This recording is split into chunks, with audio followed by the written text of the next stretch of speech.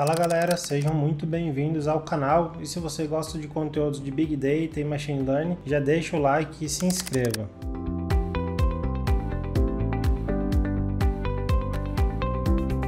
E no vídeo passado eu comentei que existiam algumas pequenas diferenças no deploy de uma DAG no ambiente local e no ambiente gerenciado. Então agora a gente vai entender um pouquinho o que muda. Primeiro então, vamos subir aquela DAG que a gente já brincou nos vídeos passados, que é a DAG que a gente captura o dado de uma API e salva no nosso Data Lake. Vamos fazer o deploy dessa DAG no nosso ambiente gerenciado aqui no AWS e depois a gente vai entender a diferença. Aqui está a nossa DAG, então eu criei uma DAG específica aqui para a AWS, que chama handleuser_s3. Só que antes de importar essa DAG, lembra que esse ambiente é novo e ele consome aquelas variáveis de ambientes. Então a gente vai cadastrar. Aqui já dá para perceber que a gente já diminuiu algumas variáveis, mas antes a gente vai cadastrar então essas variáveis e também a gente vai cadastrar a nossa connection da API. Daria para exportar e importar com arquivo de configuração, mas é super rápido, são poucas variáveis a gente faz na mão. Aqui é o botão de import, caso a gente tenha uma série de variáveis e queira importar todas as variáveis do ambiente, por exemplo. Mas aqui vamos criar na mão mesmo, acho que vai ser mais rápido.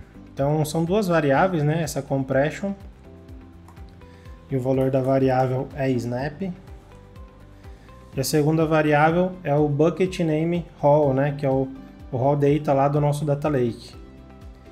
Então, no nosso caso é Danilo Souza-raw.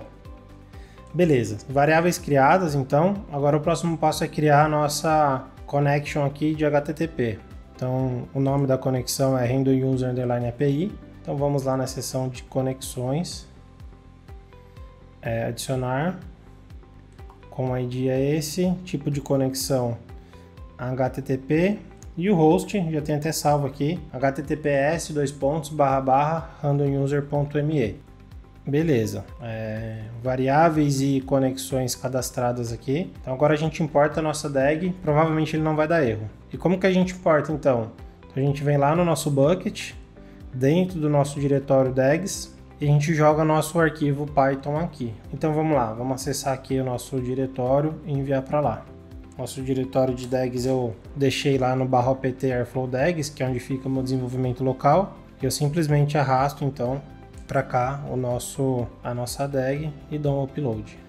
Bom, arquivo criado, vamos esperar alguns minutinhos aqui, ele vai fazer o deploy. Então, enquanto isso, a gente vai para o nosso airflow local para relembrar o fluxo da DAG e vai entender a diferença. Então, lembre que aqui na parte gráfica, eu não vou entrar no código de novo para não ficar tão pesado o vídeo, mas a gente tinha basicamente 5 etapas, né? Verificar se a API está disponível, capturar os usuários, processar, fazer um upload no S3 e remover do local. Então no Airflow local aqui, a gente tinha acesso ao SO e tal, então a gente fez um fluxo que a gente salvava esse arquivo parquet local e depois a gente fazia um upload para S3. Mas no Airflow gerenciado a gente não tem acesso ao Airflow, então não é recomendável que a gente fique salvando arquivos locais ali, mesmo que dê certo não é recomendável, né? Então a gente tem um S3 para isso. Então, primeiro a gente já remove essas duas etapas, né? Então a gente tira a necessidade de salvar o arquivo local e a gente reduz para menos etapas e muda algumas coisas também para a gente conseguir salvar e fazer esse upload para S3. Vamos ver se já fez o deploy da nossa DAG aqui.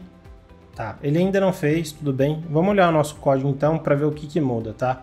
Então se a gente bate o olho aqui, na nossa DAG já muda, então de 5 etapas a gente já reduziu para 3 etapas, uma de validar a API, uma de capturar o dado e uma única de processar o usuário. Então vamos ver o que mudou na função? Primeiro, a gente criou o hook do S3 direto nessa função. Antes a gente tinha esses scripts criados aqui nos scripts.py, fazia todo esse trabalho. Agora para otimizar, a gente deixou tudo na mesma função, então aqui mesmo a gente já cria o hook, essa foi a primeira diferença.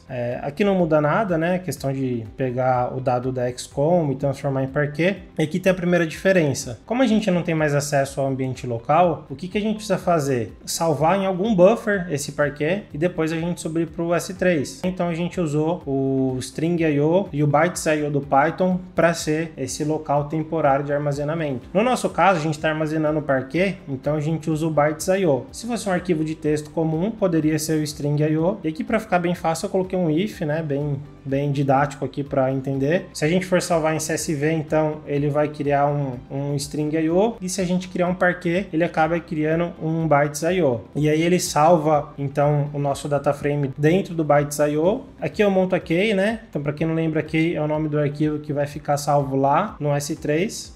A gente salva aqui então o parquet usando o bytes.io e depois a gente dá um S3 load bytes, né? Então no load bytes a gente pega lá dentro do nosso buffer qual que é o nosso data frame e manda para o S3.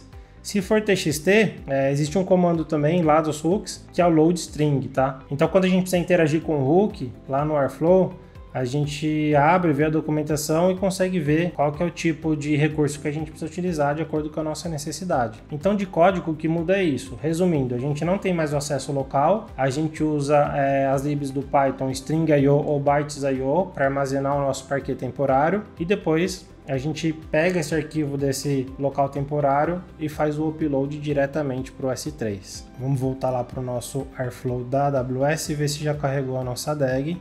E a nossa DAG está aqui então, já atualizada, e a gente vai pôr para rodar, mas a gente vai ver que ela já vai dar um erro. Por quê? Porque lá no Airflow local, a gente tinha configurado o usuário e senha, né? Na verdade, o Access Key e Secret Key. Vamos entrar aqui para a gente ver, ó. Aqui em Connections, a gente configurou o AWS Default no nosso ambiente local, mas aqui na AWS a gente usa as roles. A gente, como boas práticas, a gente deve utilizar as roles. Então, como a gente não mexeu em nenhuma permissão, o Airflow vai tentar adicionar o dado no nosso bucket e ele vai dar erro de permissão. Vamos ver? A gente abre aqui a nossa DAG e dá para ver que ela já parou aqui na nossa task. Vamos abrir e ver os logs. A gente entra aqui no log. Lá no final já aparece, ó, erro, né? Acesso negado. O Airflow tentou fazer um put object no nosso bucket e ele não conseguiu porque a gente não deu a permissão para ele. Então vamos liberar essa permissão aqui no ambiente, né? Se a gente abrir ele aqui, lá embaixo vai ter as roles. Então, na verdade, a role, né? É uma role só. A gente abre a nossa role e a gente tem que criar uma policy que permita que o Airflow acesse o S3. Então, primeiro vamos criar a policy. A gente cria uma nova policy. Tem duas formas de criar, aqui pelo Visual Editor aqui, então uma forma mais na mão aqui, que você preenche, ele já vai criando, ou por JSON. JSON acaba sendo mais rápido, mais prático, mas tem que saber a sintaxe certinho. Vamos fazer aqui primeiro, qual coisa a gente altera no JSON. Então primeiro, qual serviço que a gente vai usar? O S3. A gente quer escrever no arquivo, né? Só que não vamos liberar todas as permissões. Então vamos usar o conceito de menos permissões aqui. A gente sabe que além de criar, ele vai ter que ler objetos também. Então imagina que a gente tivesse os buckets de role, trusted, refined. A gente poderia criar a policy e colocar todas essas permissões para todos os nossos buckets. No caso, vamos colocar só o put object, só para validar mesmo. E no read aqui a gente vai colocar o get object. Beleza, só essas duas permissões foram adicionadas. E qual recurso? Não são todos, né? A gente vai colocar um específico no nosso caso, que é só o Danilo Souza-rol. E qual que é o objeto? Todos. A gente quer liberar para o nosso bucket todo, então a policy já vem aqui com asterisco dentro desse bucket. Deixa eu ver se ele foi. Ele não foi, eu cliquei fora aqui sem querer. Ele não aplicou a regra. Beleza, adicionamos aqui Next, a parte de tags. Então, lembra que boas práticas a gente deve adicionar tags. Ambiente, vamos colocar dev. E o resource, né, para a gente saber qual recurso que está usando. Essa policy é o Airflow. Next, nome da policy, S3, Airflow, Access. Descrição a gente preenche aqui conforme a gente achar melhor. E dá um create policy. Então beleza, policy criada, agora a gente vai dentro da nossa role e adiciona essa policy na nossa role. Então a gente entra aqui em roles, procura aqui por MWAA, que é o nome da nossa role, tá vendo? Amazon MWAA, Danilo Souza, abre ela aqui. E agora a gente vai atachar a nossa policy nessa role aqui. Então só clicar em Attach Policy e procura aqui por S3. é esse acesso aqui, ó. Se a gente clicar nesse botão, ele expande, a gente consegue ver a policy no JSON, que eu prefiro. E lembra que no final tem que ter esse barra asterisco, tá? Senão ele libera a policy por bucket, mas não libera para os objetos, aí ele vai dar pau, não vai funcionar. Só selecionar a policy e atachar ela. Policy atachada, isso é o acesso imediato, tá? Então agora a gente volta lá no Airflow, na nossa DAG. Vamos limpar a task que deu erro e mandar executar de novo, para ver se vai funcionar. Então, na verdade ela já deu uma falha aqui. Vamos mandar rodar de novo no caso. A gente triga ela de novo aqui. Vamos na visão gráfica, que fica um pouquinho melhor para ver. Vamos ver se vai dar erro. Bom, teoricamente com sucesso aqui, né? Já apareceu verde. Vamos ver o log. Log que foi com sucesso. E vamos ver o bucket então, se realmente ele gravou o dado no nosso bucket. Nosso bucket de raw data é o Danilo Souza-raw. Diretório random user.